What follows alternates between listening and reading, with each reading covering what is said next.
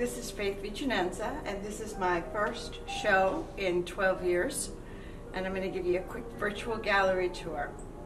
So what I've done is I've grouped the oil paintings, followed by the acrylics, followed by pen and ink, followed by photography. And we'll do a close-up of them as we go.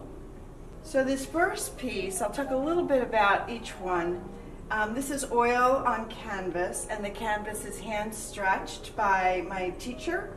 I was taking one-on-one lessons with Glen River for 3 years, and this painting took 7 months to do. It's many, many, many, many layers, and if you are familiar with oil, you know oil has to dry, so this took a long time to do, and it's called Chaos Theory.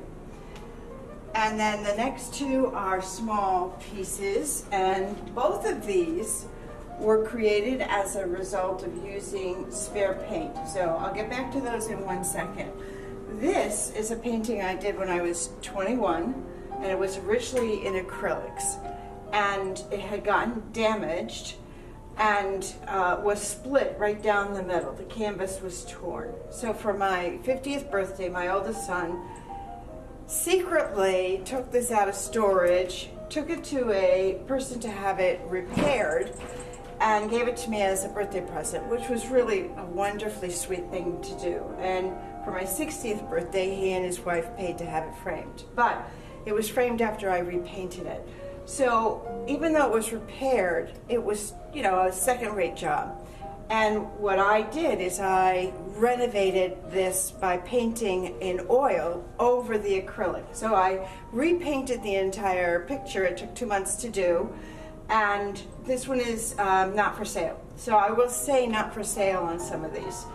And these two were actually done using spare oil paint as I was recreating this in oil. So when I had oils left over, I had these two canvases going, and I was just using whatever oil was available. You can see the pink theme, obviously. That's very familiar between them. So that's some of my oil paintings. I put up 30 pieces in this show, and I selected from all the different kinds of medium that I do, except mosaic, and I do not do watercolor. But I don't have a portable mosaic exhibit. I'm working on one. And this is acrylic, and then all of these here, which is predominantly what I'm doing these days, and we'll talk a little bit about all the dot paintings. This one was done about 5 years ago in Rochester, Minnesota. So I was staying there for 8 months working on a gig for the Mayo Clinic.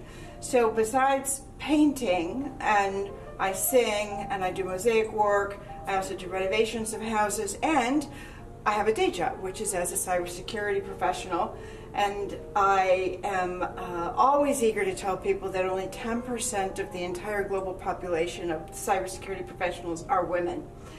So I was out working at Mayo Clinic on a consulting gig for 8 months, and I got involved in a local gallery there because I was essentially living there, and did a lot of paintings, and this is one of the paintings from my stay in Rochester, Minnesota. So I don't have a title for it. Maybe it should be called the Mayo Clinic painting. But this next grouping are all done in acrylics. So up to here, this is all acrylics. It's all dot painting. So what I mean by dot painting, and if you can zoom in a little bit, try this larger one. And if you take a close look, every single application of paint on the canvas is a dot of acrylic paint.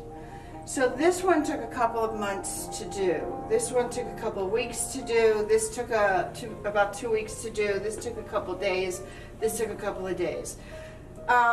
This one took a couple of weeks, and so it depends. This one took a couple of weeks. I had two of this size. This is the largest size I've done, and I just sold one a couple of weeks ago, the same size. And so all of these are available and you can get my contact information off of my website, which my adorable grandson who's filming this will make available in the video. So this is my acrylics that are all done with dot paint. So by dot painting, Justin, my adorable oldest grandson, is filming this, and if you would zoom in on this one, what you'll see is that every single application of color on the canvas is a dot of acrylic paint. So this one took 2 months to do, and they take anywhere from 2 days for something really small to 2 months for this size. And I actually have a show coming up at a local gallery. It's the Arts Escape on Main Street in Southbury, and it's going to be a 2-month show strictly of dot paintings.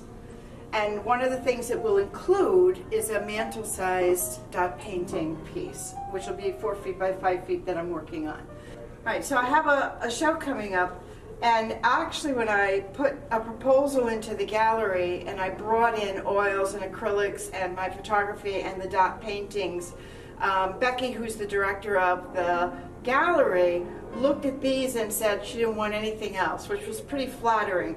I've been doing the dot paintings now for about 6 months, and so I'm now moving up to doing one that's going to be 4 feet by 5 feet. I'm anxious to see how that works out, but it'll take me a few months to do, I'm sure.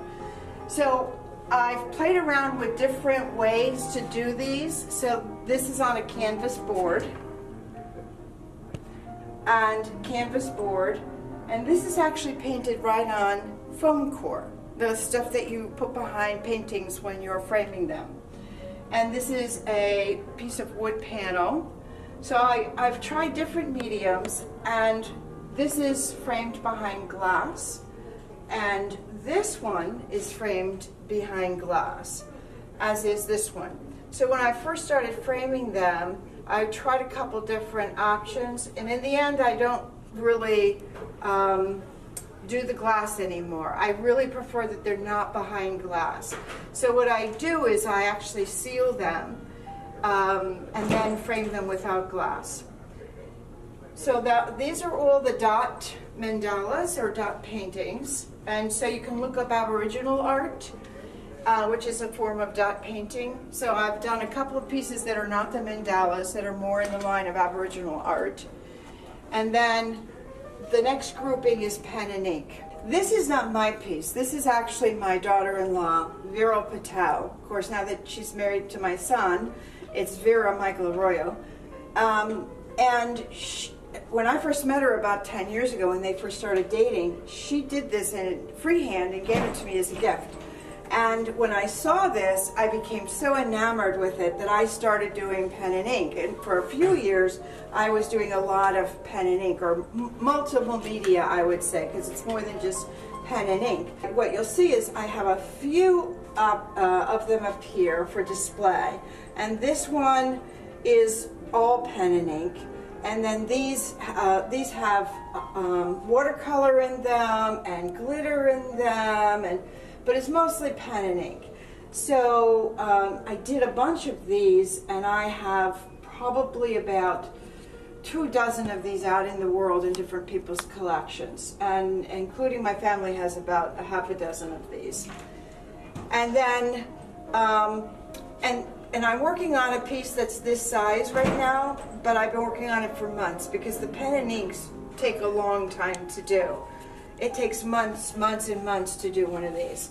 This one took me about 2 weeks to do, this tiny little one, and part of that is because I work full time. So what I did is I grouped the photographs as the last section, and this is a magnolia taken in Charleston, South Carolina, and it was, as almost all of the photos that are in this section, was part of the bike trip that Peter and I took 2 years before he passed away from cancer. But we spent 3 months on the road and took about 5,000 digital images.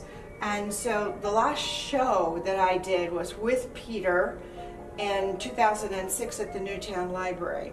And it's good to know that like the Newtown Library show was booked a year in advance.